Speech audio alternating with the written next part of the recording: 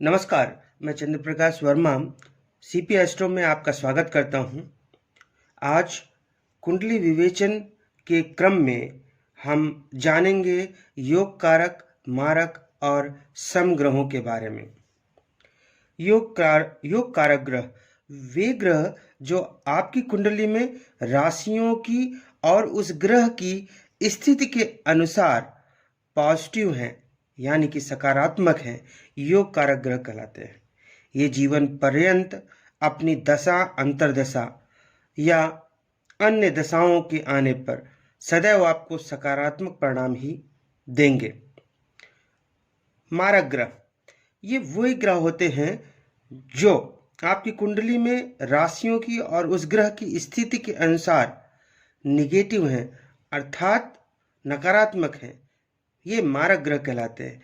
जब भी इनकी दशाएं चलती हैं, ये आपको अशुभ परिणाम देते हैं, नकारात्मक परिणाम देते हैं। समग्रह वे ग्रह होते हैं जो आपकी कुंडली में राशियों की स्थिति और उस ग्रह की स्थिति के अनुसार ना तो पॉजिटिव हैं और ना ही नेगेटिव हैं। समग्रह कहलाते हैं। जब भी इनकी दशाएं आएंगी, ये मिश्रित फल देंगी, ये मिला जुला परिणाम देंगी। अगर ये आपका अच्छा नहीं करेंगी तो बुरा भी नहीं करेंगी।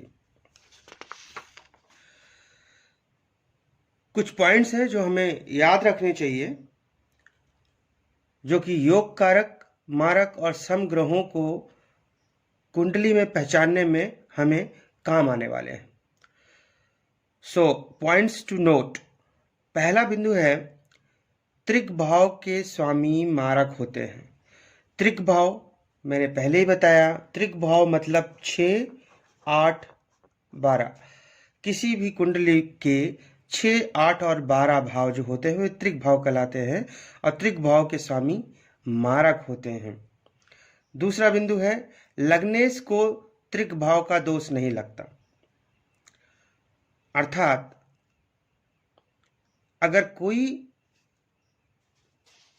ऐसा ग्रह है जो लग्नेश है, यानी लग्न का स्वामी है, और उसकी दूसरी राशि 6, 8, 12 में है, तो उस लग्नेश को 6, 8, 12 का दोष नहीं लगेगा। अर्थात अगर किसी ग्रह की एक राशि लग्न में है और दूसरी राशि 6, 8, 12 में है, तो भी वह योग कारक ही कहलाएगा। तीसरा बिंदु है, त्रिकोण के स्वामी योग कारक होते हैं।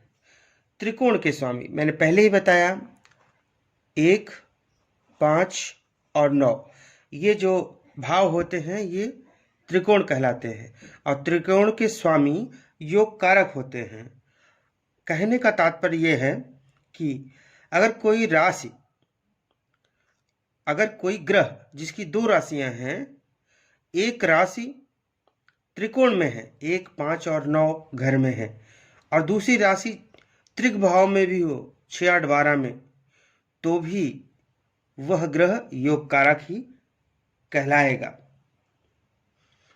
अब नेक्स्ट बिंदु की बात करते हैं, जो है राशि अनुसार ज्ञात योग कारक ग्रह भी त्रिक भाव में जाकर मारक हो जाता है।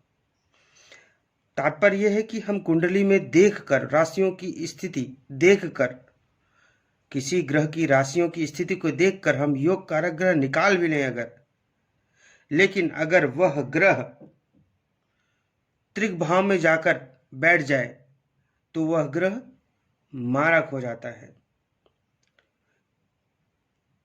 अगला बिंदु है, द्वितीय व सप्तम भाव का स्वामी लग्नेश का मित्र होने पर योग कारक होता है। एक थ्योरी है जो अष्टम द्वादश थ्योरी कहलाती है या अष्टम द्वादश सिद्धांत है, जिसके हिसाब से अगर कुंडली में द्वितीय भाव का स्वामी लग्नेश का मित्र होता है तो द्वितीय भाव का स्वामी योग कारक कहलाएगा। इसी तरह सप्तम भाव का स्वामी अगर लग्नेश का मित्र होता है तो सप्तम भाव का स्वामी ग्रह योग कारक होगा। इसी तरह से अगर द्वितीय भाव या सप्तम भाव का स्वामी लग्नेश का शत्रु होता है तो वह मारक कहलाएगा। तो ये 5 बिंदु हैं, बहुत ही महत्वपूर्ण हैं।